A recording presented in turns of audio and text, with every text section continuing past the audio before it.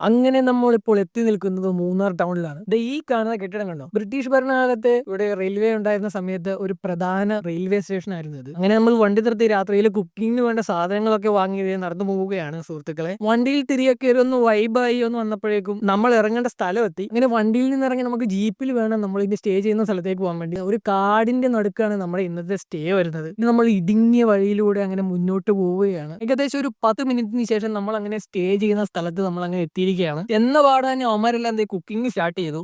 ഇന്ന് നമ്മുടെ സ്പെഷ്യൽ എന്ന് പറയുന്നത് പുട്ടും ചിക്കനുമാണ്. ഞാൻ മുതൽ വണ്ടി ഓടിച്ചതിന്റെ യാതൊരു ക്ഷീണവും കാണിക്കാണ്ട് നമ്മുടെ കൂടെ വന്നിരുന്നത് കുക്കിങ്ങിന് വേണ്ടി സഹായിക്കുന്നത് നമ്മുടെ സ്വന്തം ഡ്രൈവർ ചേട്ടനെയാണ് നമ്മളിപ്പോൾ കാണുന്നത്. ആദ്യമൊക്കെ ഒരു സൈഡിൽ ഇങ്ങനെ തകൃതിയായിട്ട് നടക്കുമ്പോൾ മഹിത ഇവിടെ ഫുൾ ഓൺ ഫുൾ വൈബാണ്. ആ സമയത്ത് മറ്റുള്ളവർ എന്തെങ്കിലും ഒരു ജോലിയിൽ ബിസി ആയിരുന്നു. ഒരു സൈഡിൽ നമ്മൾ ചിക്കൻ കറി ഉണ്ടാക്കാൻ വേണ്ടി ചട്ടി എടുത്ത് വെച്ച് നമ്മുടെ സാധനങ്ങളെല്ലാം ഇടുന്ന സമയത്ത് തന്നെ മറു സൈഡിൽ നമ്മുടെ ആവി പറക്കുന്ന പുട്ട് അങ്ങനെ റെഡി ആയിക്കൊണ്ടിരിക്കുകയാണ്. സമയം പുറത്തോട്ട് ഇറങ്ങി ചെന്നപ്പോൾ പിള്ളേരെല്ലാം കൂടി ഇരുന്ന് ചീട്ട് വെച്ച് കഴുത കളിച്ചോണ്ടിരിക്കുകയാണ്. കൂട്ടത്തിൽ ഏറ്റവും വലിയ കഴുത ആരാന്ന് ചോദിച്ചു കഴിഞ്ഞപ്പോൾ എല്ലാവരും കൂടി ഒരേ സ്വരത്തിൽ ഇവന്റെ പേരാണ് പറഞ്ഞത്. ഇനി നോക്കുമ്പോഴാണ് പിള്ളേരുടെ ഇടയ്ക്കിരിക്കുന്ന നമ്മുടെ ഡ്രൈവർ ചേട്ടനെ കാണുന്നത്. എനിക്ക് ഓർമ്മ വന്നത് നമ്മുടെ കുമ്പിടിനെയാണ്. ഇതൊന്നും പിന്നെ നേരെ അടുക്കളയിലേക്ക് ചെന്നപ്പോൾ ഇവിടെ നിൽക്കുന്നു. ആവി പറക്കുന്ന പുട്ടും അതിന്റെ കൂട്ടത്തിൽ അടിപൊളി ചിക്കൻ കറിയും കഴിച്ച് പിന്നെ ഒരു അടിപൊളി ഉറക്കമായിരുന്നു.